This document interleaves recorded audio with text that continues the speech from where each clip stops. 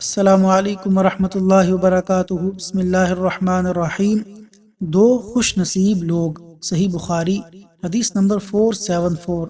حضرت ابو واقد لیثی رضی اللہ عنہ بیان کرتے ہیں کہ رسول اللہ صلی اللہ علیہ وسلم مسجد میں تشریف فرما تھے کہ 3 آدمی باہر سے آئے۔ 2 تو رسول اللہ صلی اللہ علیہ وسلم کی مجلس میں حاضری کی غرض سے آگے بڑھے، لیکن تیسرا چلا گیا۔ ان 2 میں سے ایک نے درمیان میں خالی جگہ دیکھی اور وہاں بیٹھ گیا، دوسرا شخص پیچھے بیٹھ گیا اور تیسرا تو واپس چلا گیا۔ جب رسول اللہ صلی اللہ علیہ وسلم واعظ سے فارغ ہوئے تو آپ صلی اللہ علیہ وسلم نے فرمایا، کیا میں تمہیں ان تینوں کے متعلق ایک بات نہ بتاؤں؟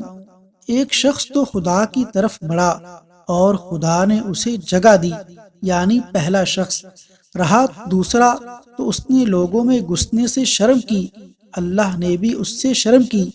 تیسرے نے منہ پھیر لیا، اس لیے اللہ نے بھی اس کی طرف سے منہ پھیر لیا۔